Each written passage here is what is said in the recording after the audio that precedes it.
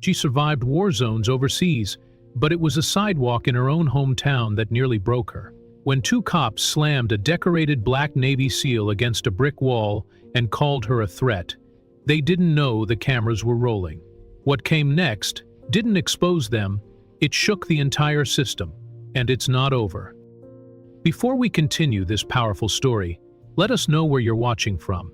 If you enjoy stories like this, subscribe to the channel, because tomorrow we have another powerful story you won't want to miss.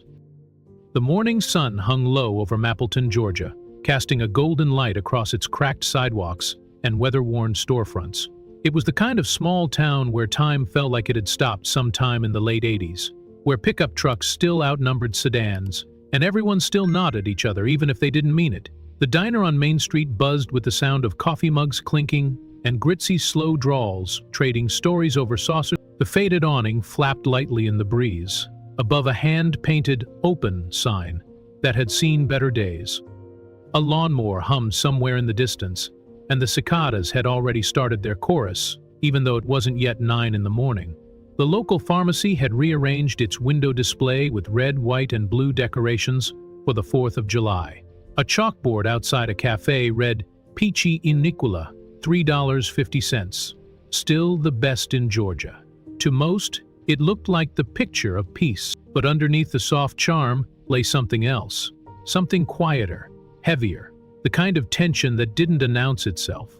The Lubernamano Leges. That's the kind of welcome Maya Carter walked into as she made her way down Main Street for the first time in years. She didn't come back for a reunion or celebration. It wasn't even a planned trip, just a moment in life when the past pulled hard enough to make her return to the place she once called home. But the town hadn't changed, not really, and if anyone had noticed she was gone, they hadn't said a word. She moved with the quiet confidence of someone who knew how to take up space without asking permission. But she didn't wear it loudly. Her navy blue sundress swayed softly with each step, and the straps of her worn leather sandals creaked with the rhythm of the walk. A pair of dark sunglasses shielded her eyes, though she didn't need them to know who was watching. She could feel it in the air, an old, familiar pressure that never quite left. No one looked at her and thought, "War hero." No one saw the medals that weren't pinned to her chest. There was no uniform, no insignia, no ceremony announcing her return, just a black woman walking through town, same as any other day, in a place that had never learned how to see her clearly. Not then, not now. She paused outside the bakery, the scent of cinnamon and fresh bread pulling at something soft in her memory. For a second, she was a kid again, standing with her mother on Sunday mornings, waiting for a warm loaf to take home. Back then, the world had already started teaching her how small it expected her to be, but she didn't learn the lesson. She learned to fight instead. She kept walking. Each step brought her deeper into the rhythm of the town, the slow southern heartbeat that always seemed to tick just a little too loud for comfort. She passed the barber shop, where the same red and white poles still spun slowly in the window. She glanced inside and saw two men seated in worn leather chairs, talking low while eyeing her through the glass. Their conversation paused as she walked by. One of them leaned forward, as if trying to remember where he'd seen her before. But no one said a word. That was the thing about Mapleton. It didn't need to shout to tell you that you didn't belong. It just looked at you long enough to make you feel it. Maya didn't flinch. She had learned long ago how to wear silence like armor. She had heard rockets scream overhead, felt the ground tremble beneath her boots, dragged her fellow SEALs out of firefights with blood on her hands and rage in her lungs. She had walked through villages half a world away where her very presence marked her as a target. And still, somehow, it was this street, this quiet little town, that made her feel the most exposed. Her thoughts drifted as she passed the hardware store and the dusty antique shop, where time sat still behind every glass pane. Her shoulder bag felt heavy, not because of what was inside, but because of everything it represented. Years of service, silence, scars. She had buried friends, held the hands of dying soldiers, seen governments collapse and missions fail, but nothing prepared her for the slow suffocation of returning to a place that never made space for her in the first place. Someone across the street narrowed their eyes. A woman pushing a stroller clutched her purse a little tighter. A young man loading produce into a pickup truck paused and stared just a second too long. No one said anything overt. No one needed to. It was the same language spoken in every American town that told black people, "Be polite, be quiet, be gone." Still, Maya moved forward, her steps steady, her breath even. She was used to walking with danger at her back. But this time, it wasn't a sniper's scope she felt. It was the weight of generations, pressing down with every glance. She turned the corner toward the market square, where a few vendors had already set up under white tents. Fresh tomatoes glistened on folding tables. Mason jars filled with honey sat beside baskets of peaches. A young girl twirled in a sundress, laughing as her father pretended to chase her. For a moment, Maya felt like she could breathe. Just for a moment, she approached a coffee stand with a simple handwritten sign, "Locally roasted, served fresh." A baristera, a white teenager with a gentle voice and a nervous smile, took her order. Maya offered a small smile in return, reaching into her bag for her wallet. The barista complimented her dress, and for the first time all morning, Maya felt human. She handed over the bills and thanked him, but before she could take her cup and turn away, she felt it, that unmistakable shift in the air, like a wire pulled too tight. Her skin prickled. She didn't turn her head yet. She didn't need to. She had felt this kind of heat before. Across the street, parked just behind a row of sun-faded newspaper boxes, sat a sheriff's patrol car. The windows were rolled down, engine idling. Leaning against the driver's side door, with his arms crossed, was a man who looked like he'd been waiting for someone to make a mistake. Officer Darren Brooks. Maya didn't know him personally, but she didn't need to. She knew his type. You could see it in the way he stood, like the sidewalk owed him something, like his badge wasn't something he wore but something he wielded. His sunglasses mirrored the street back at her, but she knew he was staring. She could feel his eyes behind the tint, locked on her like a wolf scenting blood. She picked up her coffee, her hands steady, her jaw clenched just slightly. Her heart didn't race. She wouldn't give him that. Brooks didn't move. He didn't need to. His presence alone was a signal, a warning shot across the bow of anyone who thought they could walk this town without permission. And Maya, a black woman with too much poise and not enough deference, had just become interesting. Their eyes met for one brief second, and that was all it took. Because she had seen that look before, on checkpoint guards overseas, on men who mistook power for purpose, on the ones who were always ready to start a fire and blame the smoke on someone else. And Maya Carter knew exactly what was coming. But she didn't blink. She didn't back down. She just took a slow sip of her coffee, turned, and walked away. The war wasn't behind her. It was just getting started. Maya Carter walked slowly, but she was no longer just strolling. Something in the air had shifted. She could feel it tightening around her shoulders like an old parachute strap. Familiar, invisible, unrelenting. Her military instincts, dulled by time but never gone, suddenly flickered awake. She didn't hear anything yet, but she knew. She knew before the sound of boots reached her ears, before the scent of hot engine oil from the idling patrol car caught in her throat. She knew the way a soldier knows when the ground is about to shift beneath them. And she kept walking, not hurried, not hesitant, just deliberate, one foot in front of the other, smooth and practiced.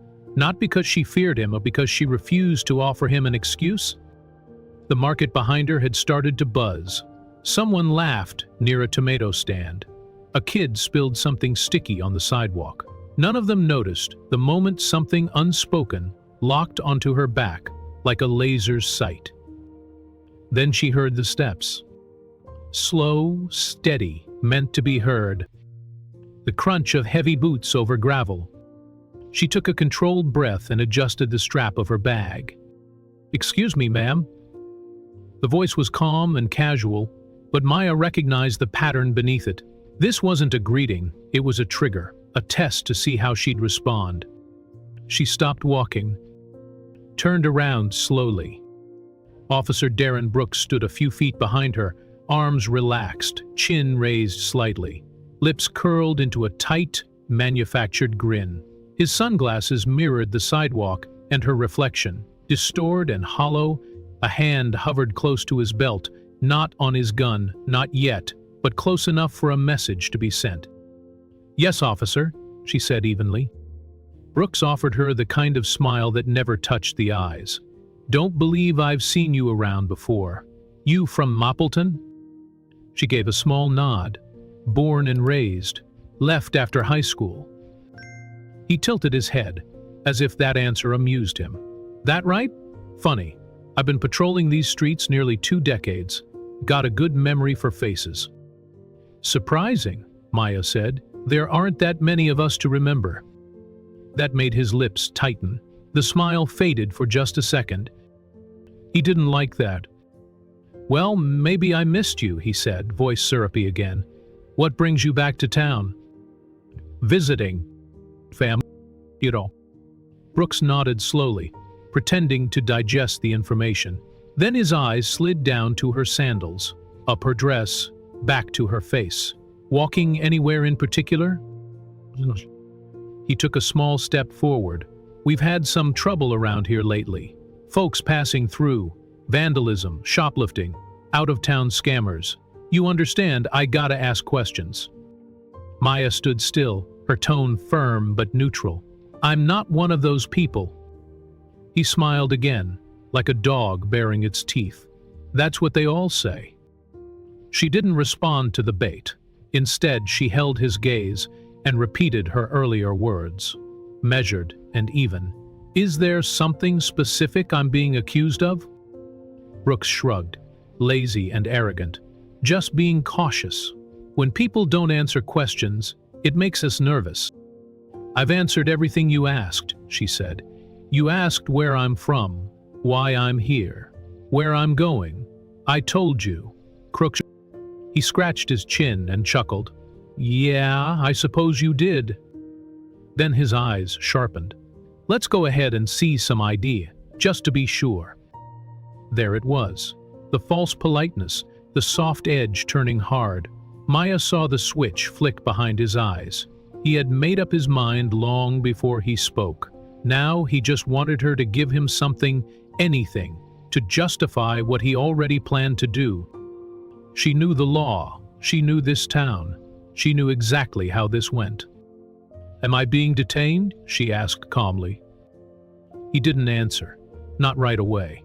Instead, he studied her face, like he was trying to decide what kind of game she was playing. "I'm just asking for ID. That's not so hard, is it?" "It depends," Maya said. "Am I free to go?" That cracked the mask. His jaw tensed, the muscles in his neck flexed, but his voice stayed smooth. "Saying you can't go," he replied. "Just saying it would be a whole lot easier if you helped me verify who you are." Maya's fingers twitched near her bag. "I haven't broken any laws. I'm not causing a disturbance. I'm walking down the street with a coffee in my hand. That's not suspicious activity." Brooks took a half step closer, now just inches away. "Ma'am, I'm trying to be respectful here, but you're starting to act real defensive, and in my experience, that usually means someone's got something to hide." The lie was so familiar it barely moved the needle in her pulse. She could hear the market now a few feet behind them, still bustling, still oblivious.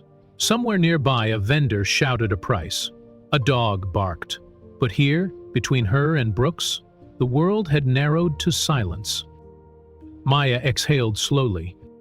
Then, without flinching, she reached into her side bag. Her movements were deliberate, slow, and obvious. No sudden gestures, no misunderstanding. She pulled out a leather wallet, opened it, and handed him the ID. He took it with 2 fingers and held it up toward the sun like he expected it to dissolve. The plastic card shimmered faintly in the light. His lips moved as he read it aloud.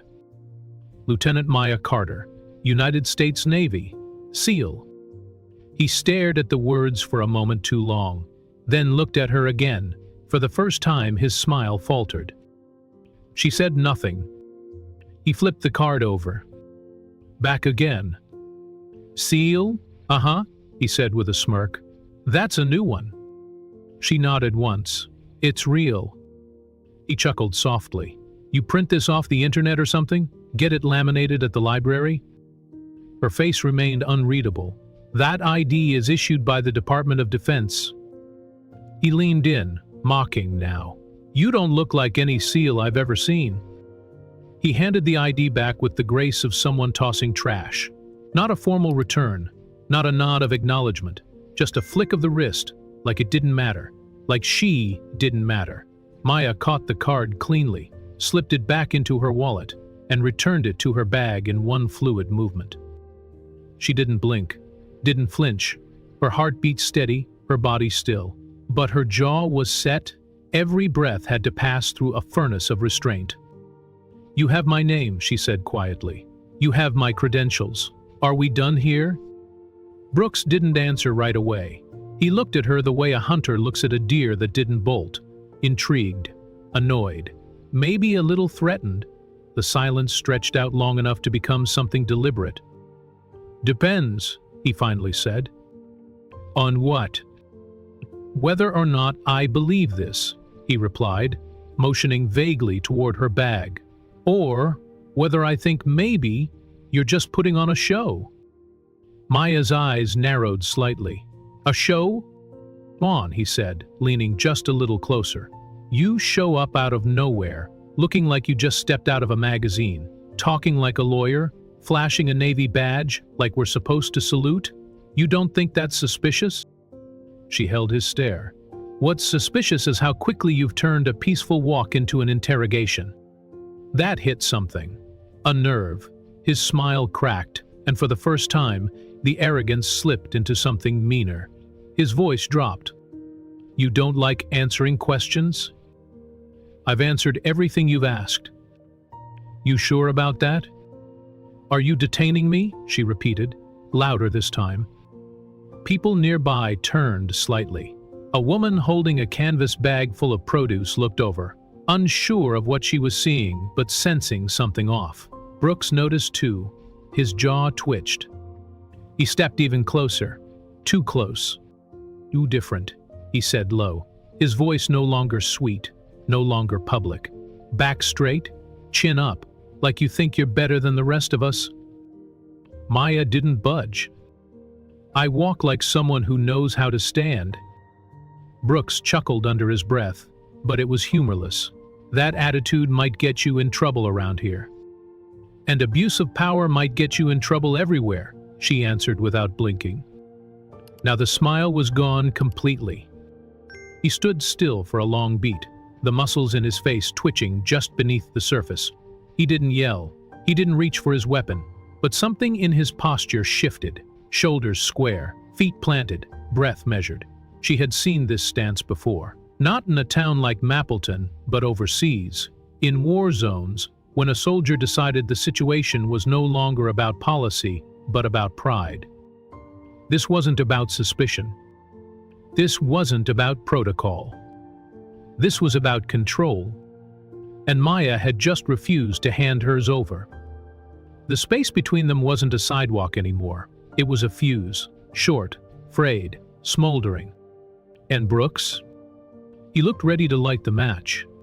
Maya didn't move, not even when she heard the second pair of footsteps approaching from behind. The gravel crunched a little harder now, more deliberate. She didn't have to turn around to know who it was. The sound was different, heavier boots, quicker cadence. It was someone who had been summoned silently, someone who didn't need to ask questions before jumping in. Officer Brooks didn't react to the sound. He just shifted his stance, subtly opening a space beside him. A tall white man in mirrored sunglasses walked up and stood to Brooks's left. Uniform crisp, jaw clenched, his badge read Reed. His eyes never scanned the area. They locked straight onto Maya like she'd just set off an alarm. They didn't exchange a word. Didn't need to. Their posture spoke louder than language, a practiced rhythm, like dance partners who'd done this before. Maya's feet stayed planted. Reed's hand hovered just above his belt. The air seemed to cool around them. 2 officers. 1 woman. No backup. No weapon. No threat. Except the one they believed she represented. Brooks broke the silence first, and his voice was louder now, meant to be heard. This individual's not cooperating, suspicious behavior, could be connected to that string of vehicle thefts we've been tracking. Maya's eyebrows raised, her mouth opened slightly, incredulous. "I've cooperated," she said, loud enough for others to hear.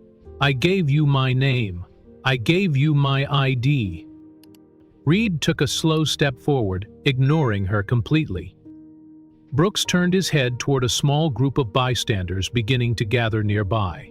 People holding canvas bags. A man with a dog. A teenage girl in a denim jacket holding her phone low, camera lens pointed upward. "They fits the description," Brooks said. "Tall, black female, suspicious movement, uncooperative." Maya looked around. "What description? From where?" No answer. Because there was no description. That wasn't the point. The point was theater. Reed was already moving, circling around behind her. Maya felt his presence like a shadow stretching out beneath her. She took one step back, then stopped herself. She would not run. She would not flinch. That would give them everything they wanted. "I'm not resisting," she said clearly. Brooks narrowed his eyes. "You don't get to decide what resisting looks like," he said. Then he reached forward. She didn't stop him. The cold snap of the cuffs closing around her wrists was sharp and final. Her fingers flexed automatically. Her shoulders rolled back. She knew how to be restrained. She had trained others in how to do it safely. But there was no safety here, only calculation. The cuffs were too tight. Brooks yanked her wrists behind her back and forced her to pivot. Reed stepped in closer, watching her body language like a vulture. The crowd grew. Someone whispered, "What's going on?" Another voice, older, firmer, "She didn't do anything." And then, from the girl recording, a quiet, anxious, "I'm getting this. I'm getting all of it." Maya stood still. Not because she was frozen, but because movement now would be recast as aggression. She had seen it too many times. The way compliance could still be called defiance. The way stillness could still be spun into threat. Her breathing stayed low, centered in her diaphragm, like she'd been trained. In, out, controlled. Reed stepped beside her, searching her bag. She didn't resist, not a twitch. Her belongings were emptied onto the sidewalk. Wallet, phone, sunglasses, a book of poems, a protein bar. Nothing illegal, nothing threatening. But they didn't care about evidence. They cared about theater. Brooks looked toward the crowd, now 10 or 15 people deep. He raised his voice. This woman refused to identify herself and made inconsistent statements about her presence in the area. A man in the crowd frowned. "That's not true. I heard her. She said her name." The teenage girl kept recording, her hands shaking just slightly. "She gave them ID," she said, voice caught somewhere between anger and fear.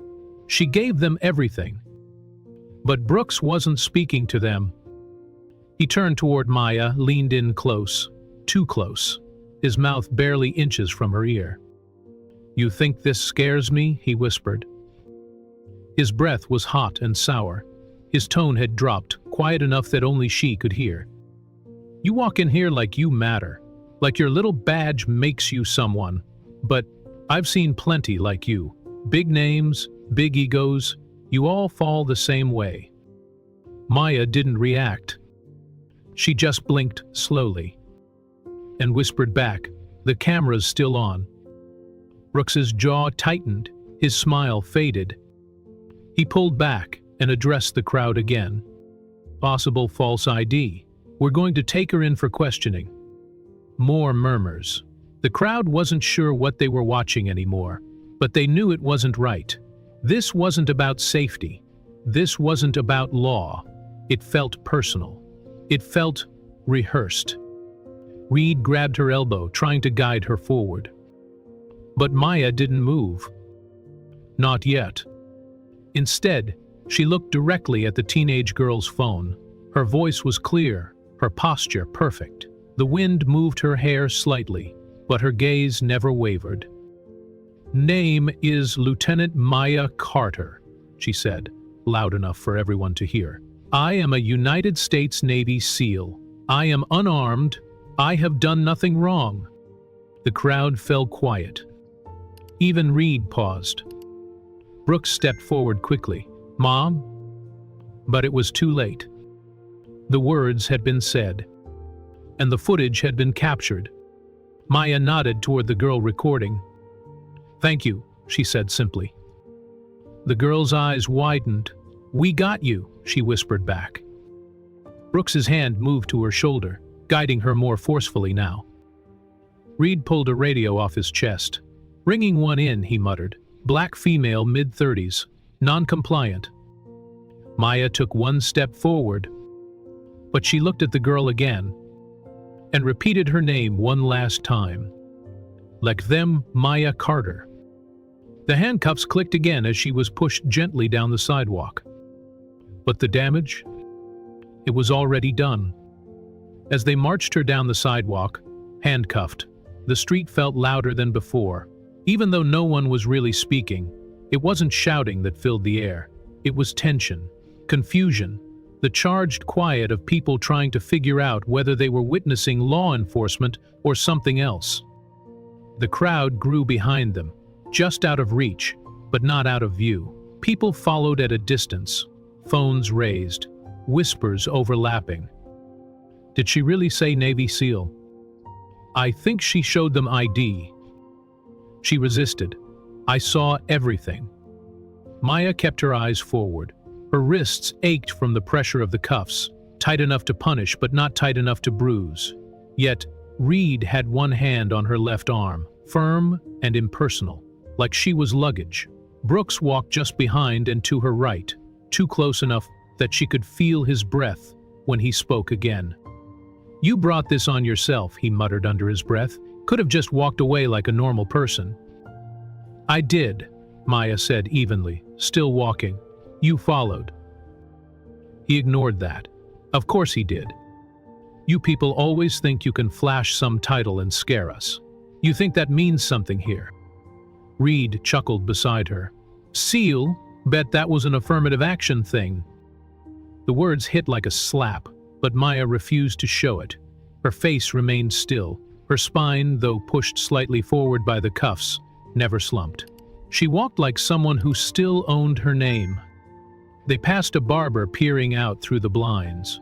A young mother holding her toddler stopped on the corner, unsure whether to cross. The grocery store's delivery boy stood frozen with a box in his hands, watching everything.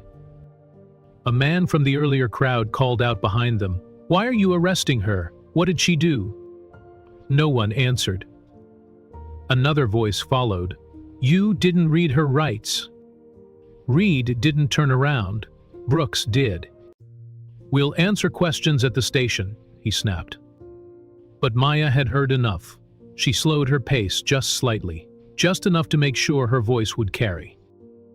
She turned her head to the left, toward the man asking, toward the young girl, still holding up her phone, recording every second. And in a voice clear and powerful, she said again, "I am Lieutenant Maya Carter. I am a United States Navy SEAL. I am unarmed. I have committed no crime." The officers didn't stop her this time. They just tightened their grip and picked up the pace, rushing her past the hardware store, past the town hall bulletin board, past the very block where she once rode her bike as a child, where no one had ever seen her as anything more than a quiet little girl with too much pride. She wasn't quiet anymore. But even now, she wasn't shouting. Her dignity, even in restraint, was louder than anything they could throw at her. Brooks leaned in one last time, his voice bitter and shaking with something close to fury. "You think you're going to make a scene? Get people all worked up?" Maya didn't look at him. but her answer was steady and unshaken. "I didn't make the scene," she said. "You did. I'm just still standing in it." And behind them, in the crowd, a dozen cameras kept recording. The radio crackled to life, slicing through the thick tension with a lie. "Dispatch, this is Unit 3, Brooks said, voice firm, fake urgency pulsing through every syllable. "We've got a possible armed suspect, black female, mid-30s, requesting immediate backup." The words hung in the air like a noose. Maya didn't need to see his eyes to feel the smugness behind the statement. The phrasing was strategic, not reactive. It was a trigger designed to summon more guns, more authority, more force. He didn't just want control, he wanted spectacle. He wanted a show of power with her as the villain. But Maya wasn't moving. She wasn't resisting. She simply stood, cuffed, bloodied, back pressed to the brick wall of a hardware store, face scratched from the impact. Her breathing was shallow but calm. Her silence was not submission, it was restraint. The brick dug into her skin, rough and unyielding. The spot where her cheek hit still throbbed. Her wrists, wrenched tightly behind her, were beginning to go numb. Her blood had started drying along her jawline, tracing down her neck like a badge no one asked for. 10 feet away, the teenage girl in the denim jacket whispered into her phone's microphone. "They just slammed her. She's bleeding." She didn't move. Her live stream was still going. The viewer count ticked upward by the second. 100, 300, 800. Comments flooded the screen. People asked who the woman was, why she was being arrested, what she'd done. Some already knew. Lieutenant Maya Carter, Navy SEAL. They'd caught that part earlier, and now they were watching. Across the street, a second phone went live. A man in a paint-streaked t-shirt held his phone high, scanning the scene slowly. "This is happening in downtown Mapleton," he narrated. "They're saying she's armed. She hasn't moved in minutes. She's bleeding. I saw her hand them ID." Back at the wall, Maya's muscles burned, but she didn't flinch. Not when Reed walked behind her and began shouting like a man in a bar fight. "Stop resisting. I said stop." She remained motionless. Reed's voice rose, cracking slightly with frustration. "You are under arrest. Do not struggle." Still, she did not move. Reed's act was surreal. He stomped his boots, jerked her already immobile arms slightly, then turned toward the cameras, huffing like he'd just tackled a suspect on the run. It was theater, a lie being performed for the public, but the crowd wasn't buying it. "It's not doing anything," someone shouted. "We're filming too." Another voice added, "She told y'all who she is." And then the teenage girl's voice again, steady, defiant, and full of quiet resolve. "We got you, ma'am. We're not turning our cameras off. You're not alone." Maya didn't speak, but her silence was its own declaration. Brooks leaned down, his mouth close to Maya's ear. "They're not gonna save you," he sneered. "No phone's gonna fix this." She didn't blink, didn't turn. She kept her eyes straight ahead, watching her own reflection faintly in the dusty window beside her. Blood on her cheek, hands pinned, heart pounding. But she was still here. Across the street, more phones lifted into the air. A third live stream went live, then a fourth. The baker from the corner stepped out of his shop, his apron still dusted with flour, holding up his phone like a witness ready to testify. The crowd had grown to more than 40 now.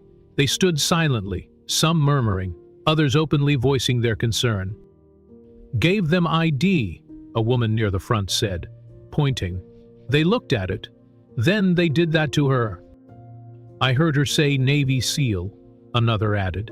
"That's a soldier, man." "They ain't care," someone replied, didn't even blink. The atmosphere thickened. There was no riot, no pushing, just tension, crackling, waiting. Reed kept up the performance. "You meet the weights you need to stop. You're making this worse for yourself," he shouted. "Louder now." voice strained. But the visual didn't match the audio. Maya stood straight as ever, unmoving, silent. Her blood had dried now, but the image remained, etched into the minds of those watching, on the street and on the streams. "It's not even talking back," said a young man holding a skateboard. "What are they doing?" From the live stream chat came messages that scrolled too fast to read fully. "This is disgusting. We see the lie. Do not turn off that camera. Protect her." Brooks radioed again. "Dispatch, this is urgent. Suspects still non-compliant. Officers at risk. Crowd escalating. We may need tactical." It was a last-ditch effort to twist perception, and it worked. In part, the sirens began wailing, closer now. Backup was coming. Maya closed her eyes for a brief second. She knew what happened next. She had seen it before. In war zones, she had heard the whine of sirens, the rush of boots, the guns drawn before questions were asked. This time, the battlefield was a sidewalk in Georgia. But she also knew something else. They weren't in the shadows anymore. This wasn't an alley with no witnesses. This was a stage now, and everyone had a front row seat. She opened her eyes, calmly, slowly. The girl with the phone zoomed in. "Ma'am," she whispered, "if you can hear me, you don't have to say anything. You already did enough. The world is watching." Reed heard it and turned sharply. "Put that phone down?" "Make me," the girl replied, her voice loud enough to be picked up clearly by the microphone. Two more people stepped between them. "You don't touch her," one said. "We're filming too." The sidewalk was lined with cameras now, a half-rehearsal of accountability. And Maya, blood on her face, dignity in her spine, stood at the center of it all. The sirens screamed around the corner. Tires screeched. The first patrol vehicle arrived, then another, then a third. They came fast, doors flinging open, officers spilling out, with urgency written across their faces. Hands hovered near holsters. Eyes scanned the scene, tense, bracing for a fight. But what they saw brought them to a halt. There was no chaos, no resisting suspects, no threat. Just a black woman, already in cuffs, bleeding slightly, standing completely still against a wall. And 36 phones pointed in her direction. A senior officer emerged from the second cruiser, Supervisor Caldwell. Calm, no nonsense. He took in the scene like a man measuring every breath, every detail. He looked at Brooks, then at Reed, then at Maya. "Status?" he asked. Brooks stepped forward quickly. Suspect matched description, became uncooperative, refused ID, got physical. "We're concerned she's on something." Before he could finish, the teenage girl shouted, "She gave you her name. We got it on tape. You're lying." Caldwell turned to Maya. "Name, ma'am?" Her voice was low, but unshaken. "Lieutenant Maya Carter, United States Navy, SEAL. My ID is in my bag." One of the arriving officers stepped forward and retrieved the black wallet from Maya's canvas tote on the ground. He opened it, looked at the ID. He handed it to Caldwell. Silence fell. Caldwell stared at the card for a long moment, his eyes flicking between the picture and the woman before him. Then he said the words that flipped the atmosphere. "Get her out of those cuffs, now." No one moved. "I said, now." Reed hesitated. Brooks clenched his jaw, then finally stepped forward and removed the cuffs with stiff fingers. Maya didn't rub her wrists, didn't step away. She just breathed, slow, even. "You detained a Navy SEAL," Caldwell said, eyes cold, "on a sidewalk, without cause, with force." The crowd erupted. "He told you. You tried to break her." He ain't even blinked. But Maya stood still, as if rooted to the earth, and the live streams kept rolling. Her blood still marked her cheek, but her voice, when it finally returned, was unbroken. "Don't apologize for me," she said. "Just tell the truth." Lie was live. And now, so was the truth. Even with the cuffs now off, Brooks couldn't let it go. He stood just inches from Maya, jaw clenched, lips pulled tight, in a smirk that didn't reach his eyes. His voice was low, but loud enough for the crowd to hear. Silence. Then a voice. "That's what this is?" he said. "You think that uniform makes you untouchable?" Maya didn't respond right away. Her wrists still burned from the pressure, but she didn't rub them. She didn't give him the satisfaction of looking hurt. Her spine remained straight, her gaze calm, her blood-dried cheek still visible to the lenses all around. Brooks stepped closer. "You think wearing that badge makes you better than the rest of us? Think it makes you God?" The crowd didn't like that. A woman in the back shouted, "Let her go." "It's not even under arrest anymore," another man added. "What are you doing?" "Served this country? What did you do?" "Write parking tickets." The murmurs became words. The words became protest. A teenage boy with earbuds hanging from his neck moved closer and said, "You got the whole world watching now, officer. Smile for the camera." But Brooks didn't back off. If anything, the crowd made him dig in. His hand twitched near his belt. He took another step forward, chest puffed, eyes locked on Maya like she was the reason his world was unraveling. "You sure you want to do this?" Maya said quietly, eyes still trained on him, but now turning her body slightly toward the cameras. That one sentence silenced the block. Her voice wasn't loud, but it cut through the tension like glass breaking in a church. "The whole world is watching," she said again. "You sure you want to do this?" The silence didn't last long. The crowd erupted. Phones were lifted higher. Screens zoomed in. Every angle was catching it. Her words, her bloodied face, her steady voice against his trembling one. Brooks didn't answer. Instead, with a sneer of control slipping, he grabbed her wrist again, not as an arrest, but as a final gesture of dominance. And before anyone could intervene, he slammed her back against the wall one more time. A collective gasp tore through the crowd. Her head hit the bricks again, hard. Her knees buckled slightly. A woman screamed, "Oh my God!" Another person shouted, "She's bleeding again. You saw that. We all saw that." Maya stayed upright, her back pressed to the bricks, her jaw clenched. Blood welled at the same spot as before, but still she didn't collapse, didn't scream, didn't give him anything. She just stared ahead. And the cameras stayed on. That final act, one last shove, did something that all the live streams, all the shouting, and all the lies hadn't done yet. It fractured the silence inside the arriving officers. Supervisor Caldwell stepped forward again, his jaw locked tight. "Enough!" he barked. "Back away from her! Now!" Brooks turned, blinking, momentarily stunned like he hadn't expected anyone to actually stop him. "Let's go back away," Caldwell repeated. Brooks let go, hands raised in mock innocence. "She was threatening me." "No, she was," Caldwell said. "I was watching. So were 30 other people." Posture. "You saw it."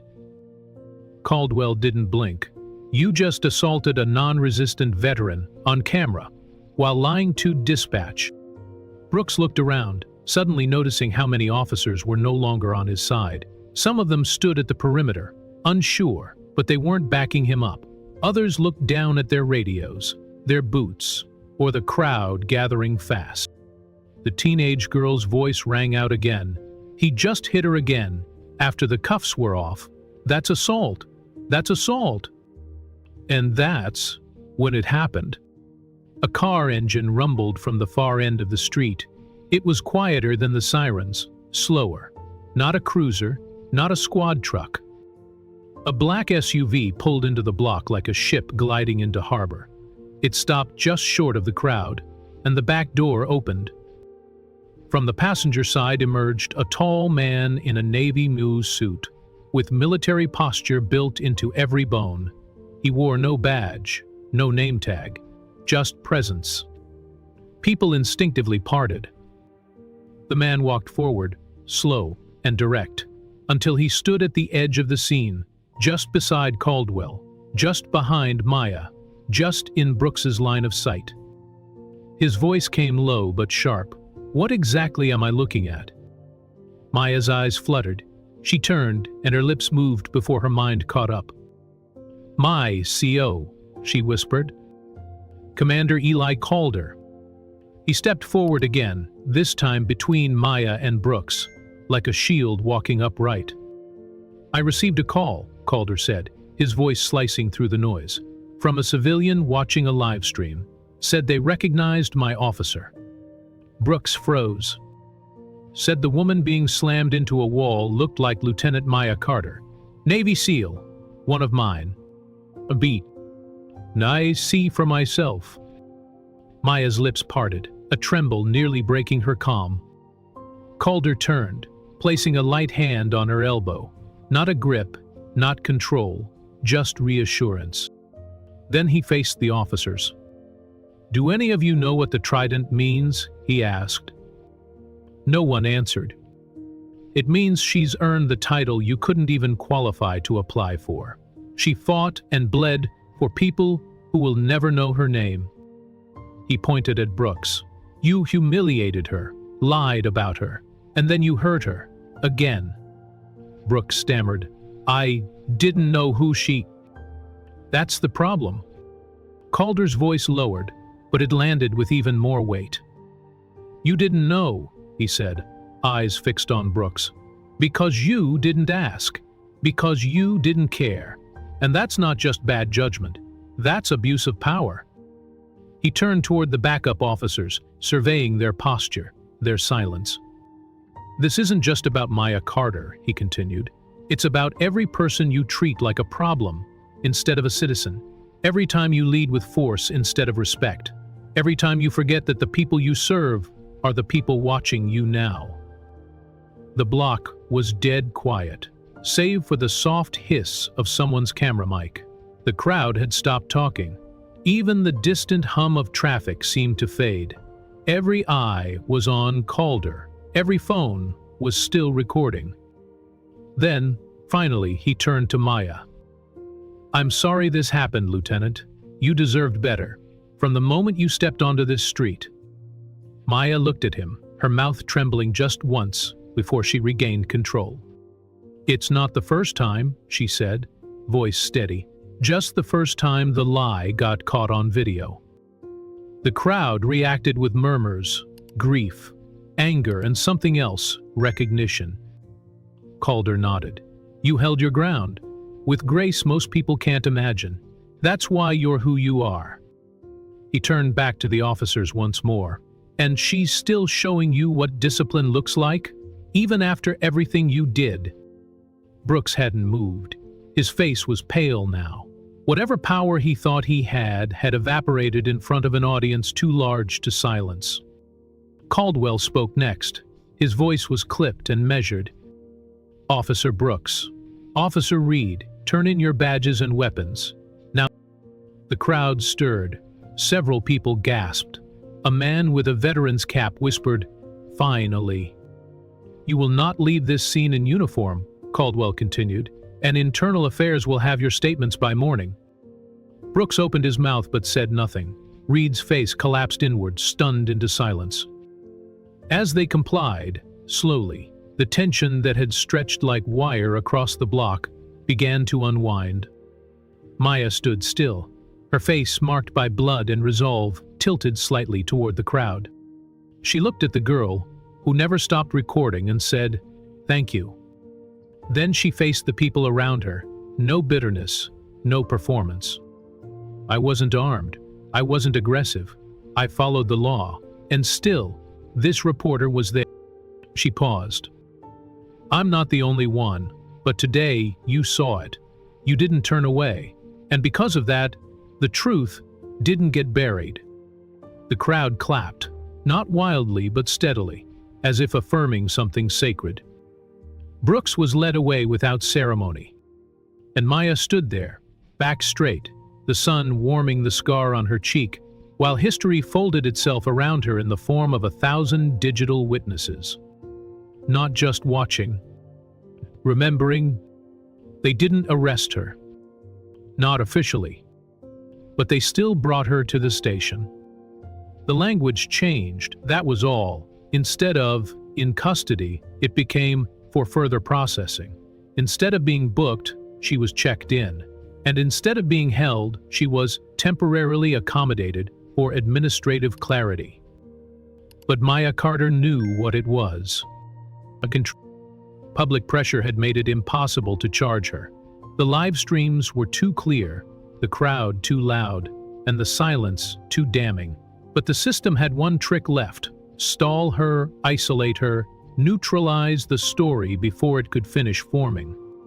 They brought her in through the side entrance of the precinct, away from the front lobby, where 24 reporters and half the town had already gathered.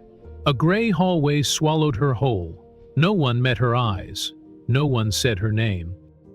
A female officer led her to a small, featureless room and offered her water. Maya took it with a nod. The officer never introduced herself.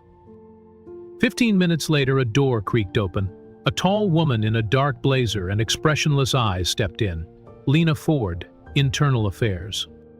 Her ID badge read Oversight and Accountability Division, but everything about her said the opposite. Lena sat without a greeting and opened a manila folder. "Lieutenant Carter, this will be a formal statement for the Internal Review Board," she said. "I'll be recording. Do you consent?" Maya nodded once. "Yes." Lena pressed record. "Can you describe the events of this morning, starting from your encounter with Officer Brooks?" Maya leaned forward. "I was walking. I hadn't spoken to anyone. He approached me from behind and asked where I was from. When I told him I was born here, he asked for ID. I asked if I was being detained. He didn't answer. He called for backup." "And then?" Lena asked, flat. "He grabbed me, cuffed me, slammed me into a wall twice. I never resisted." Lena scribbled something. "Do you believe the officers felt threatened?" Maya blinked. "Threatened?" "I was standing still," Maya said. "I had no weapon. I showed them my military ID." "Perhaps," Lena said, voice soft as sugar poured on glass, "they perceived something in your body language. Perhaps a shift, a gesture." Maya's voice dropped to a slow, deliberate tone. "You're asking if I made them afraid while I was motionless, with my hands behind my back?" Lena didn't answer. Instead, she moved to the next question. "On a scale of 1 to 10, how would you rate your own emotional escalation during the incident?" Maya stared. "Is that seriously the question?" "It's required," Lena said. "Policy." Maya exhaled slowly. 0. "And how do you feel now, Lieutenant Carter?" There was a pause. Maya's voice sharpened, cutting the air like a blade. "I feel like I watched them build a lie around me in real time. And now I'm watching you try to make that lie seem reasonable." Lena didn't react. The pen kept moving. The recorder kept rolling. But Maya could already feel it, how the truth was being flattened. Outside the interview room, the precinct buzzed with a different kind of noise. Not sirens, not footsteps. The noise was digital screens lighting up, keyboards clacking, phones ringing off the hook. The story had gotten out, but now the real battle had begun, controlling the version people believed. In a small room down the hall, Officers Brooks and Reed sat in awkward silence. Major Ellington, their direct supervisor, loomed in the doorway with arms folded, his face set in stone. "You're not saying a word," Ellington ordered. "Not to media, not to family, not even to each other. You will not defend yourselves, explain yourselves, or apologize. You will be silent. Do you understand?" Brooks fidgeted in his chair. "We're not the ones who streamed it." No. You're the ones who caused it, Elihang snapped. Which is why every second you're not behind closed doors, you're a liability. Reed nodded, eyes fixed on the floor. Meanwhile, just outside that office, Officer Ramirez sat at a department computer scrolling through Twitter. His expression darkened as he clicked a new trending video. It was short, 10 seconds, no audio, just a grainy clip of Maya turning sharply and squaring her shoulders. Cropped tight, no cuffs visible, no officers, no crowd noise. Just Maya Carter, alone in the frame, looking serious. The caption read, "Seal turns aggressive?" The clip exploded. Conservative commentators ran with it. Veteran or threat? Lieutenant Carter, hero or hothead? Seal challenge gone wrong. The hashtags began spreading. Aggressive Seal, unstable vet. It wasn't just spin, it was strategy. By stripping the sound and context, they erased Maya's calm, her restraint, and her identity. She was no longer a human being, she was a headline. By the time Maya exited the interview room, the precinct's break room TV had already picked up the clip. The footage looped on cable news, while a clean-cut anchor leaned toward the camera with false neutrality. "Viewers are divided tonight," he said. "Is this a case of police misconduct or a decorated veteran losing her cool? We'll explore both sides." Maya stopped mid-step, her eyes glued to the screen, her jaw clenched. The version of her playing on the TV wasn't her. It wasn't the woman who stayed still while officers cuffed her. It wasn't the woman who warned them the world was watching. It was a shadow, a distortion. She stood motionless. Commander Calder approached, returning from a closed-door meeting with department brass. He caught sight of the screen, his face tightening. "I've already issued a formal report to the Pentagon," he said. "Named you, defended you, but the narrative's outpacing the truth." Maya didn't take her eyes off the screen. "They're rewriting it already," she whispered. Her voice was thin, brittle at the edges. She turned to him. "That's not what happened. That's not what I did. And still..." She didn't finish. Calder stood beside her. "They're afraid of what you represent. Not just your record, your presence." Maya nodded slowly. "Then let them be afraid," she said. "Because this time, I won't let them erase me." Later that night, Maya sat alone in the precinct's back conference room, the only space they gave her that didn't have bars, a badge, or a two-way mirror. The fluorescent lights hummed overhead in a cold, steady rhythm. Her phone buzzed against the metal table again, then again. Notifications filled the screen like a flood. Some messages were comforting. Veterans from old deployments checking in, fellow SEALs texting short, punchy lines. "Proud of you. We saw everything. Don't let up." But others were different. One read, "Why didn't you just answer him? Could have avoided this." Another said, "Don't make it about race. That's not what this was." And one from someone she used to trust said simply, "Maybe they just didn't know who you were." That was the worst one. Because that was exactly the point.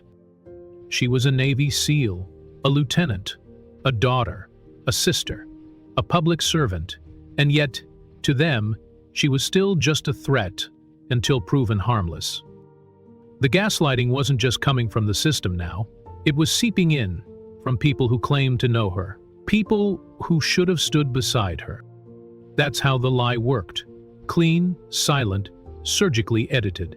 A 10-second clip without sound, no context, no crowd. Just her image, cropped, sharpened, weaponized. She pulled out her phone and opened her camera roll. Scrolled past photos from deployment, past grainy selfies with her unit, past the medal ceremony where she hadn't even smiled. Then she found it. The original live stream. She hit play. Her voice came through steady and strong. "I am Lieutenant Maya Carter. I am unarmed. I've done nothing wrong." You could see the confusion in her eyes, the poise in her spine, and then the moment. the violent jerk, the cuffs, her body slammed into the brick, the whispered, "We got you," from the teenager holding the phone. Maya paused to screen on her own face, bruised, exposed, proud. She didn't cry. She didn't rage.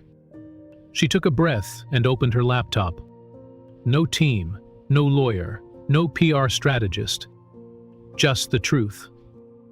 She uploaded the full video, added a caption, labeled the timeline, embedded screenshots from every angle, listed eyewitnesses. She even showed the fake clip alongside the original, highlighting the crop, the distortion, the narrative shift. Then she typed, "I didn't yell. I didn't resist. I didn't pose a threat. I stood still while two officers tried to erase everything I fought for. They didn't just brutalize me, they edited me. This is what really happened." She hit publish. A second passed. Then 10. Then her inbox started pinging again. But this time, the words were different. "I saw the real footage. Thank you for speaking up. They're not getting away with it." And for the first time that day, Maya didn't just breathe. She exhaled truth into a world desperate for it. The footage didn't just land in Maya's hands. It found its way into Eli Calder's inbox at 2:04 a.m. No subject line. No body text. Just a direct link from the teenage girl's livestream account and a single word message, "Uncut." Eli clicked it. What he saw made his chest seize with a mix of rage and validation. There it was, clear as day. No edits, no music, no jump cuts. Just Maya, standing in the sunlit street, asking calmly whether she was being detained. The way she handed over her ID, the way her Brooks mocked her, the moment he cuffed her, the way she was slammed against the wall, and the crowd voices rising in protest. One girl's voice whispering, "We got you, Sid." He watched it all the way through. Twice. By the end, he sat back in his chair and exhaled like he'd been holding his breath all day. He wasn't just angry. He was ready. Maya had already uploaded her own full statement hours earlier, but now Eli took it further. He compiled every live stream, every angle, every screenshot. The girl's original stream, another bystander's phone footage, the comment section exploding with phrases like, "I knew something fell off and I watched it live. This isn't what they're saying on the news." He opened a secure drive and uploaded everything. Then he sent a batch to 4 people in his contacts: a retired Navy admiral, a civil rights attorney in Atlanta, a congressional staffer who owed him a favor, and the national director of Black SEALs United. The response came almost instantly. From the SEALs group, "We're on it, stand by." From the attorney, "If this goes public with our backing, it changes everything." Within the hour, hashtags started trending. "Release the footage." "Uncut Maya." "And still." "Stand with Maya." Veteran organizations began speaking out, loudly. The National Coalition of Black Veterans issued a press release. So did the Association of Women Warriors. Maya's photo, taken from her SEAL graduation, was paired with the words, "This is not who we trained, this is who we trusted." Everywhere he turned online, the lie began unraveling. Eli called Maya. She picked up on the second ring. Her voice was groggy but steady. "It's starting," he said. "They're fighting back for you." There was a pause. "No, just for me," she said. "For every one of us they tried this on before cameras." "You ready to push it further?" he asked. "I've already written it," Maya replied. "Vote." "My public statement," she said. "No legalese, no filter, just my voice." He could almost hear her standing taller on the other end of the line. "I'll read it to you," she said. And with her heart in her throat, Maya began to speak the words she'd waited her whole life to say. Not as a soldier, not even as a citizen, but as a woman who refused to be erased. Maya sat at the long, cold table with her laptop open in front of her. She read the statement aloud, not for practice, but for power.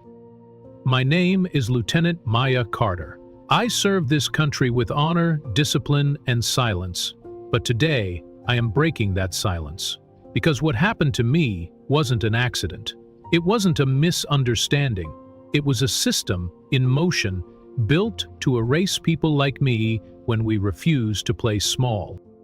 She paused, fingers trembling slightly on the keyboard. Then she continued. They didn't see a veteran. They didn't see a public servant. They saw a threat. And when I refused to shrink, they lied. They edited. They broadcast a version of me that never existed. But here's the thing. I have the real version. And now, so do you. She clicked post.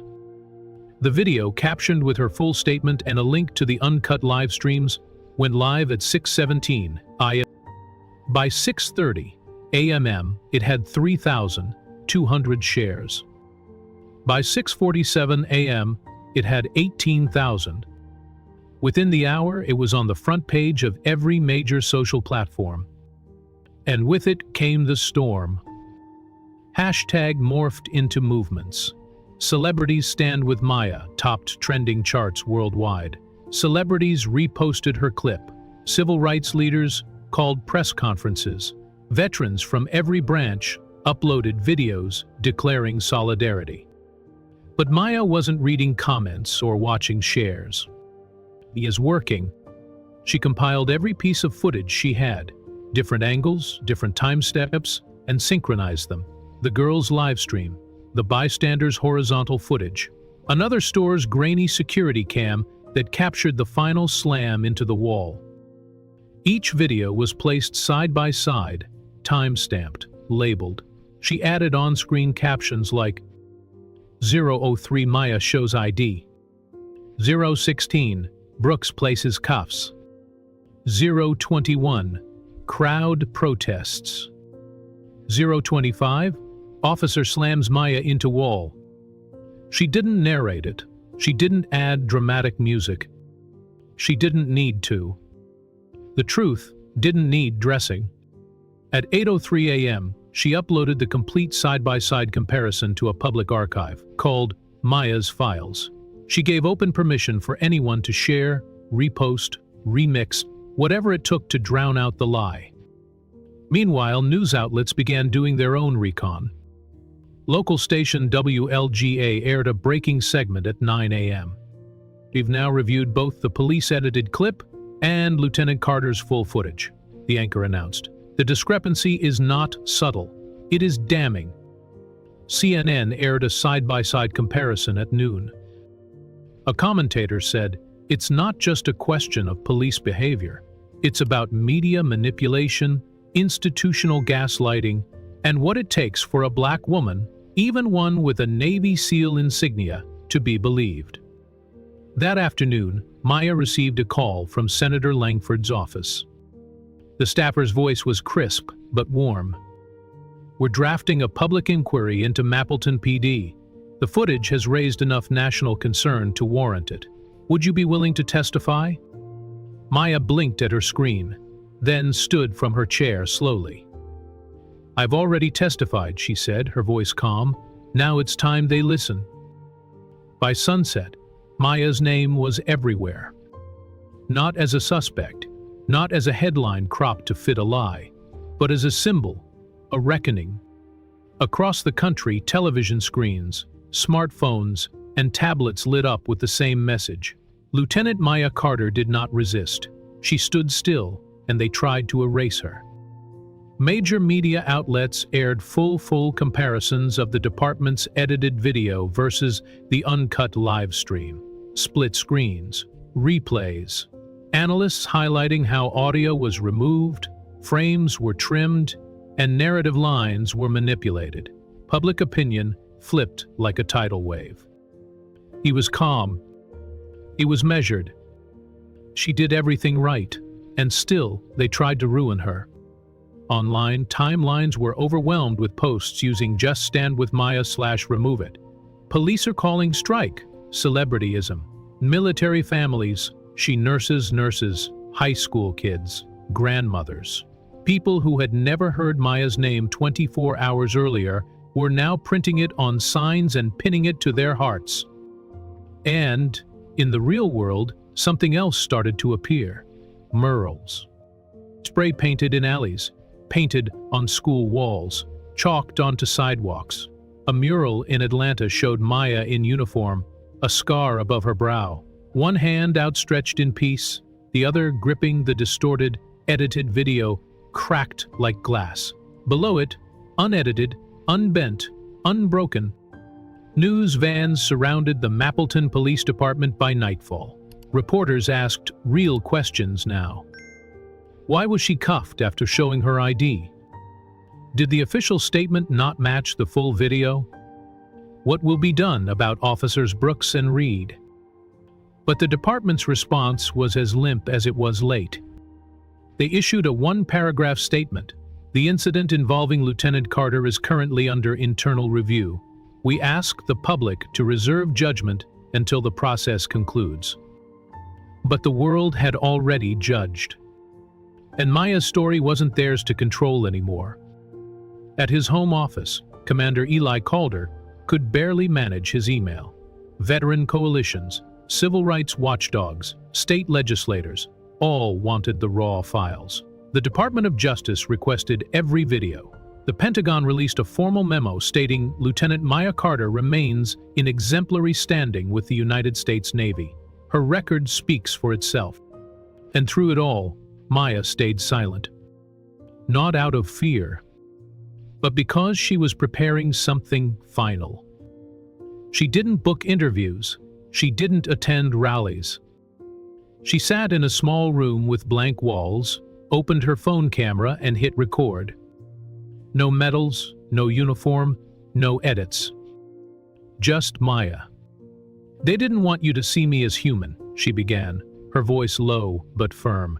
They wanted a threat, a stereotype, a story that fit their mold. But I'm not here to fit. I'm here to live, loudly, truthfully. She paused. I stood still that day because I believed the system would recognize me.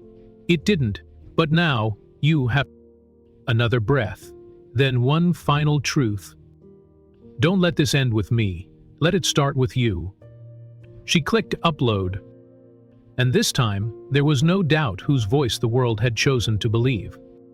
The silence from the Mapleton Police Department spoke louder than any denial ever could. As the full video circulated, as side-by-side comparisons aired on every network, and as Maya's unfiltered message resonated across social platforms, the department's press office went dark.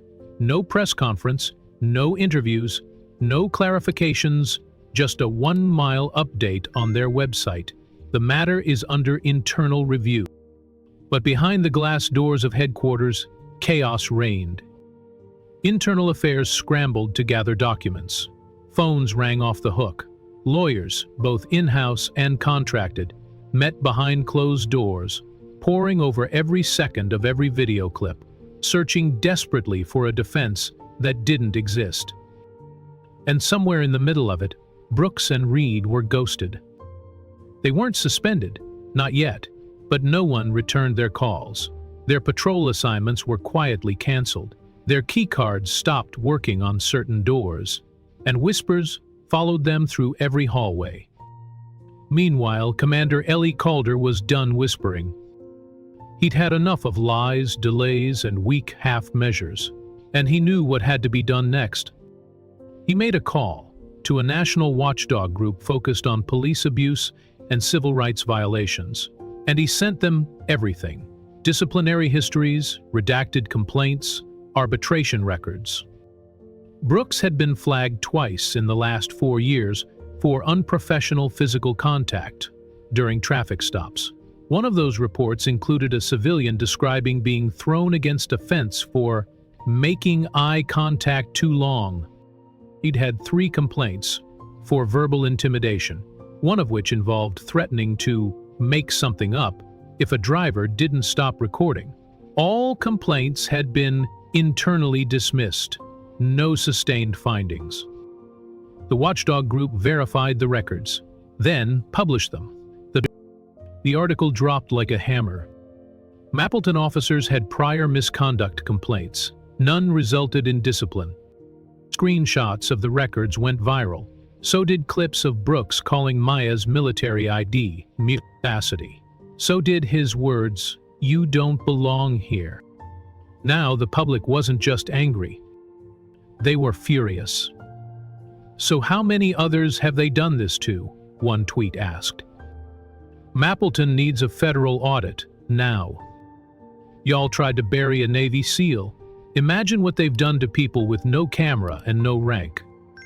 At a press event meant to highlight a new public park, Mayor Deaton was forced to address the firestorm. He stepped up to the mic, tugging at his collar, sweating under the Georgia sun. "This is a very complex moment," he began. "We are working closely with all departments to ensure a full review of the incident involving Lieutenant Carter. But we ask the public to remain calm and trust the process." A reporter raised her voice. "Do you trust the process, Mayor? Because your PD edited a video to cover up the truth." Another followed quickly. "Have you spoken to Lieutenant Carter directly?" The mayor stammered. We've reached out." It was a lie. He hadn't. And the public knew it. Because Maya, watching live from her living room, tweeted just one word. By morning, the mayor's press conference had become a national punchline. Lips of his sweating brow, wavering voice, and Maya's one-word tweet, "No," were replayed and remixed endlessly. One video stitched his entire statement with a scrolling comment. "You had one job." It ended with a freeze-a-finnle on his blinking, uncertain face. Even late-night hosts took their shots. One joked, "Mapleton's mayor said, 'Trust the process.' But the process said, 'We don't know him.'" But none of it was amusing to Maya. She wasn't laughing. She wasn't even resting. Because to her, this wasn't about viral clips or trending tags. This was about survival. She scheduled a live stream for noon. No glam squad, no press prep, no filters. Just a camera, a plain gray wall, a black t-shirt with bold white lettering. "I stood still." By the time she clicked go live, over 60,000 people were waiting. She looked into the lens, face steady, voice clear. "I didn't break any laws," she began. "I broke their illusion of power. That's what this is really about. Not ID cards or street corners. It's about how fragile their grip feels when someone stands their ground and doesn't beg." She paused. "They didn't want the world to see me as human. They wanted a threat, something they could frame and file away. But I'm not here to fit their frame. I'm here to break it." The chat exploded. Heart emojis, raised fists, comments like, "We see you," and "Say that again." Maya kept going. "There are people sitting in cells right now for less than what I did. People without cameras, without followers, without medals. Don't just stand with me, stand with them." She didn't cry, but her voice cracked just slightly on the last word. "I won't be silent, and I won't be erased." By the time she ended the live stream, over 400,000 people had watched it live. Within 2 hours, the video had surpassed 3 million views across platforms. And then came the petitions. One called for the immediate firing of Officers Brooks and Reed. Another demanded a full DOJ investigation into the Mapleton Police Department's misconduct record and history of suppressing evidence. A third urged the mayor to resign. In less than 12 hours, those petitions gathered over 500,000 verified signatures. At the precinct, the mood shifted from tense to toxic. Officers no longer spoke in groups. Hallway conversations halted whenever someone approached. Internal Affairs stopped using first names and started using subpoenas. Brooks sat in a gray room across from a department lawyer who no longer looked him in the eye. "You're advised to keep your statement short," the lawyer said, sliding over a printed summary of the department's policy violations. "I was doing my job," Brooks replied, chin raised, but voice thin. The lawyer didn't flinch. "You altered a report. You initiated an unlawful detainment. You denied a citizen her rights, and the whole world saw it." Elsewhere, Reed sat in a similar chair, staring out the window as protesters outside waved hand-painted signs that read, "We believe Maya," and "You can't edit the truth." The assistant chief gave him two options: resignation or termination. He didn't answer right away. He never thought it would come to this. But Maya had changed everything, and the walls around them were falling fast. By morning, the protest outside Mapleton Police Headquarters had grown from a whisper to a roar. What began as a dozen people with cardboard sighs and cautious eyes had transformed into a peaceful flood of hundreds. Veterans arrived in worn camouflage jackets, medals pinned to their collars. Teachers carried signs reading, "Our students are watching." Young people passed out water bottles and portable chargers, keeping the live streams going. Grandparents and toddlers alike, drawn not just by anger but by purpose. There were no chants for revenge, just resolve. A silent, standing force, daring the department to hide again. Inside, behind walls of glass and silence, Chief Ron Talbot watched from his office window. His jaw clenched. His hands trembled as he gripped a lukewarm coffee he'd forgotten he'd poured. "This can't hold," he muttered to his deputy. "We're one headline away from losing control." "You lost control the day you backed the edit," the deputy replied quietly. "This isn't going away." No one shouted, but the fear was audible in the quiet. Downstairs, reporters gathered on the lawn. Every major network. Tripods lined the sidewalk. News vans with dishes on their roofs blocked side streets. And Maya stood among the people, not in uniform, not on a pedestal, but as one of them. When she stepped to the mic, the crowd hushed. Every phone went up. Every camera went live. Her voice, though soft, carried the weight of every second they had tried to erase. "I was told I didn't belong here, that my badge, my truth, my stillness meant nothing. But it did, and so does yours."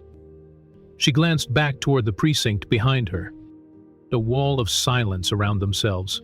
But the truth cracked it. Every voice here, every camera, every tweet, every step you took to get here, that's the sound of it falling. Applause began softly, then built into a wave. Not thunderous, but steady, powerful, like a heartbeat refusing to stop. That night, while most people slept, the department tried to contain the damage. An internal memo was sent.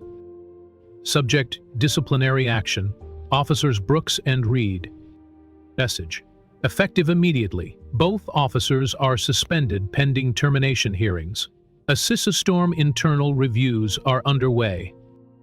It wasn't addressed to the public. It wasn't shared in a press conference. But it didn't stay private long.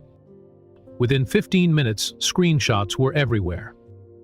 Hashtags lit up again. That Feb, Maya Wan, Maya Wan, Maya Wa. When Maya saw the memo, she didn't smile.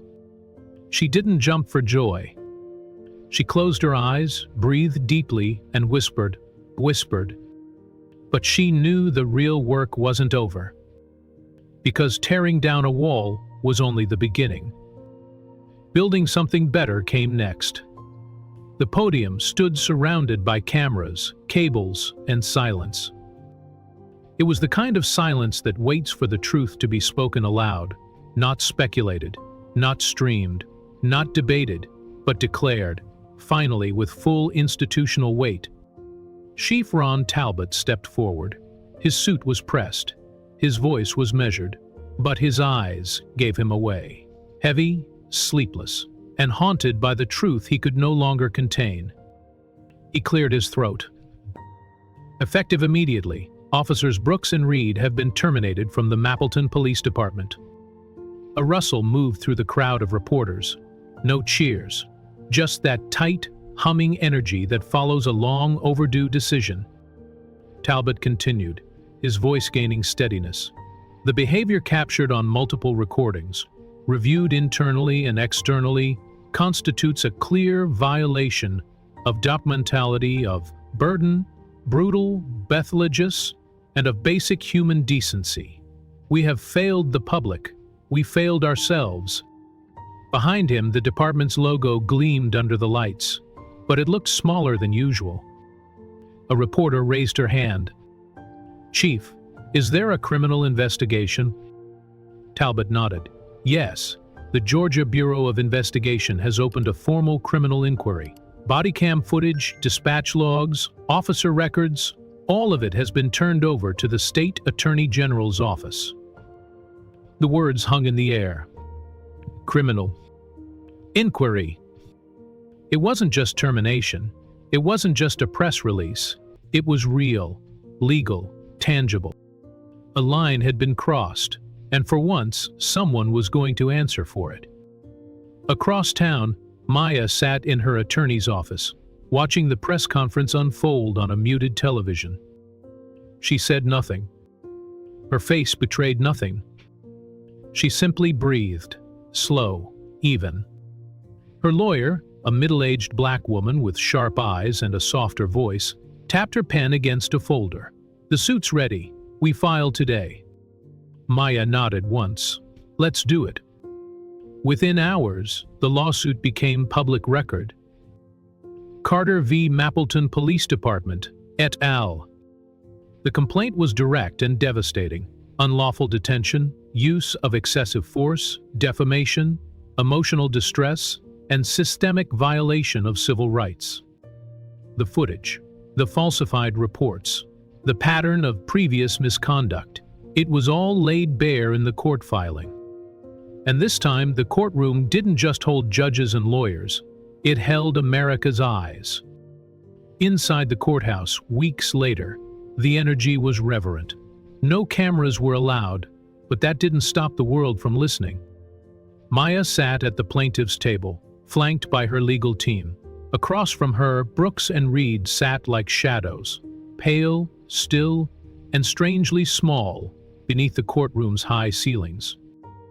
The judge reviewed the evidence slowly, meticulously, page by page.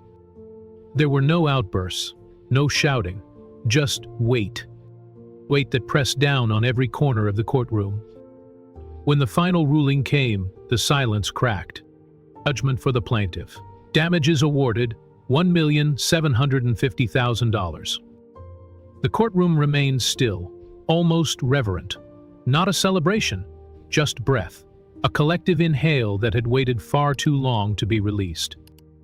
Brooks didn't flinch when the ruling was read. He didn't slam his fists or curse under his breath. He didn't whisper denials to his attorney or plead for mercy. He just stared, across the courtroom, across the silence, at Maya Carter. There was something in his eyes that hadn't been there before. It wasn't anger. It wasn't even hatred. It was confusion. As if the woman sitting in front of him had become something he couldn't comprehend, like she'd become more than the lie he tried to write her into. But Maya didn't look back. She didn't give him that. She sat tall, posture unshaken, hands folded in her lap like stone. Her eyes didn't drift to the side of the courtroom where her abusers sat. She focused only on the judge, only on the truth. Reed was less composed. His jaw twitched. He shifted in his seat, fingers tapping rhythmically against the polished wood. At one point, he looked toward the courtroom doors, like maybe, if he stared long enough, they'd open to let him escape the reality now cemented in law. They didn't. The gavel fell with finality. Court is adjourned. That single strike was louder than any argument, louder than the countless justifications they had tried to pile on top of a false report. It was the sound of power breaking in half. Outside the courthouse, the crowd had swelled into the hundreds. Supporters stood shoulder to shoulder in the Georgia heat, Some held signs that read, "We stand with Maya, and truth is a weapon." Others came with nothing but their presence, offering their weight, their witness to this moment of long overdue justice. News crews buzzed, live streams lit up, phones captured every angle, every step. A veteran in full dress uniform stood near the courthouse steps. As the verdict was announced via live stream, he wiped his cheek and whispered to no one in particular, "She stood for all of us." A middle-aged woman beside him nodded solemnly. "We saw everything." It wasn't a celebration in the usual sense. It wasn't noise or chaos. It was reverence. Because justice, when real, doesn't always roar. Sometimes it arrives on steady feet and exhaled breath. As Maya stepped outside, the air changed. The temperature didn't shift, but the atmosphere did. Phones rose slowly. Hands clapped, not for performance, but for gratitude. She didn't wave. She didn't raise her fists or deliver a speech. She just walked. Shoulders square, gaze level, steps even. Reporters called her name, microphones reached for her voice. Her attorneys gently shielded her path. But she moved forward without pause, without hesitation. She wasn't walking away from something. She was walking towards something else. One journalist pressed forward, voice cutting through the crowd. "Lieutenant Carter, do you have a statement?" Maya stopped. Not for the reporter, but for the crowd. She turned to them, not as a victim, not even as a symbol, but as a woman who had survived the storm, and now stood in its clearing. Her voice rang clear and steady. "This was never about me," she said. "It was about unchecked power, about silence and who it protects. And it was about truth, because when you tell it loud enough, even the walls that protected them can't hold." She let the words hang there. And then, without another syllable, she nodded and walked on. The sun dipped lower over Mapleton as the courthouse emptied. Maya didn't walk out to applause. She didn't stand before microphones or wave to the cameras. Instead, she left quietly, slipping through a side exit with her attorney and a single staffer. The alley behind the courthouse was narrow and empty, save for the echo of her heels clicking softly on concrete. Each step felt heavier than the last, not from burden, but release. It was over. The court case, the press frenzy, the performative silence from those in power. But Maya didn't feel victorious. She didn't feel like a hero. She felt tired. Not broken, not bitter, just exhausted in the way that comes after holding one's breath for too long. For the first time in weeks, she didn't need to explain her calm, her stillness, her restraint. She didn't have to measure her voice or carry the armor of composure. She could just exist. At the curb, her attorney placed a hand on her shoulder. "You did everything right." Maya nodded, her eyes tracing the soft pink streaks forming in the evening sky. "I had to," she murmured. A pause, then quieter. "But I shouldn't have had to." There was nothing more to say. The driver opened the door and Maya climbed in, leading behind the courthouse that had once stripped her of dignity, and now, reluctantly, acknowledged her humanity. Back on the courthouse steps, the crowd hadn't dispersed. They lingered like a congregation after a sermon, quiet, reflective, changed. Some wept openly.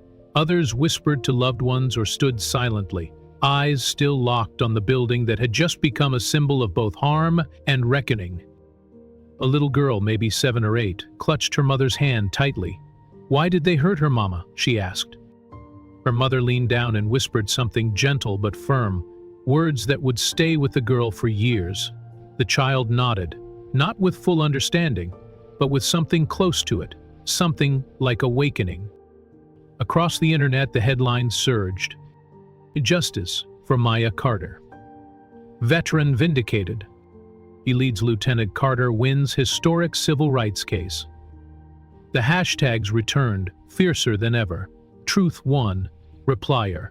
Maya stood. But Maya didn't see them. She was in the back seat of a quiet car, eyes closed, head resting against the cool window.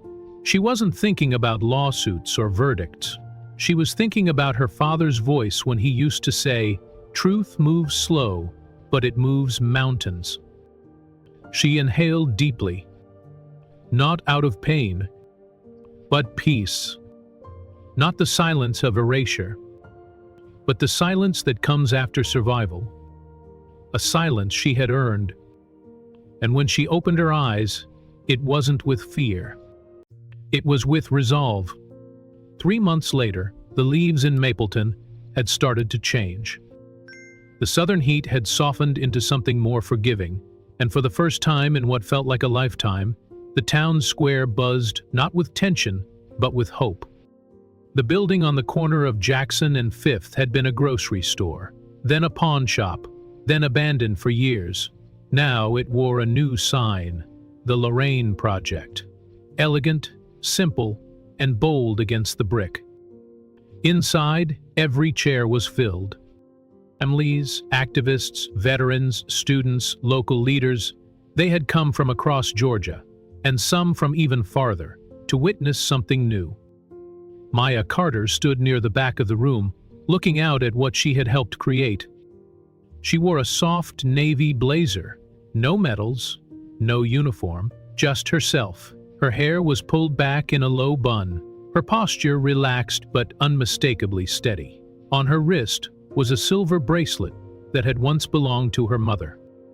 The air buzzed with low conversation, clinking coffee cups, and the rustle of folding chairs. But the minute Maya stepped onto the small stage at the front, the room quieted on instinct. She didn't hold a microphone. She didn't need one. "Good evening," she began, her voice smooth and certain. Her eyes swept the crowd, not just seeing them, but connecting with them. "I stand here today not as Lieutenant Maya Carter, not as a headline and not as a symbol, but as a daughter, a neighbor, and someone who finally found the courage to stop waiting for change and start building it." A pause. "This center is named after my mother, Lorraine. She didn't wear a badge. She never went to war. But she taught me the quiet power of standing your ground. She taught me that dignity is something no one gives you, and no one can take away." The audience leaned in closer, hearts open, eyes misted. "We offer scholarships here now, legal aid, civil rights workshops, mental health resources. We're training the next generation to know their rights, and how to demand them with grace and fire." Applause rose, not in a burst, but a wave. "This isn't just my story," she said. "This is ours, and we're not done yet." The claps turned into cheers. Tears were wiped away, cameras snapped. But Maya didn't pose or perform. She simply bowed her head for a moment and breathed. Later that night, as the guests mingled and the last of the community leaders shook her hand, a young staffer approached her with a small, white envelope. "It came in the mail this morning," he said. "We thought you'd want to open it yourself." She took it gently, nodded thanks, and moved toward the quiet of her office in the back. She waited until the door was closed, until the noise of the celebration softened into a hum. She opened the envelope. Inside was a single sheet of notebook paper, written in the careful handwriting of a child. The letter was written in blue ink, slightly smudged in the corners. The lines weren't quite straight, and the words leaned to the right, like they were eager to leap off the page. "Dear Miss Maya," it began. "Name is Jordan. I'm 10. I saw your video on my mom's phone, the one where the police were hurting you. I was scared at first. Then I saw you weren't scared. You just looked strong." Maya's breath caught in her throat. "I asked my mom why they did that to you. She said it wasn't fair, and that it happens to people who look like me sometimes. I didn't understand that. Then I saw the video you put up after, the one where you talked about truth and being brave. I showed it to my teacher. Then I showed it to my friends. Then we watched it at school." Maya smiled gently, her eyes already misting. "Sometimes I still get scared, but when I do, I pretend I'm like you. I stand up straight and don't look down. I think maybe that's what brave looks like." Maya folded the letter slowly and held it to her chest. Then, after a moment, she turned to the bookshelf behind her desk. On the top shelf were her military decorations, an array of hard-earned honors lined in velvet and brass. She took one small space beside them and gently laid Jordan's letter down. She didn't frame it. She didn't laminate it. She just placed it there, unprotected, open, real. Because this letter was part of her story now, just as surely as any battlefield or courtroom. A knock came at the door. She turned to find Eli Calder standing there with a soft smile and 2 paper cups of coffee in his hands. "You look like someone who hasn't slept in 3 days," he said. Maya chuckled and waved him in. "You're not wrong." He handed her a cup and sat across from her. For a few moments they sipped in silence. Then Eli asked, "Think you made your mom proud?" Maya looked down at her bracelet. The silver caught the light like a quiet answer. "I hope so," she whispered. Eli nodded. "You didn't just win, you built something." She glanced toward the office window, where the sound of laughter still rose from the event space. "You taught me to build," Maya said, "even when the world tears things down." They sat there a while longer, 2 veterans not talking about war, but about what came after, about the mission that begins once the fight ends. Eventually, Eli rose to leave, but not before placing a small photo on her desk, a picture of her and her mother, taken long ago. Lorraine stood in front of their porch, arms around Maya, both smiling like they knew the future couldn't break them.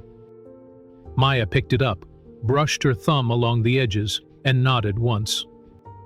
Outside, the last of the guests began to leave, but Maya stayed in the office just a little while longer, letting the echoes of hope settle into the walls.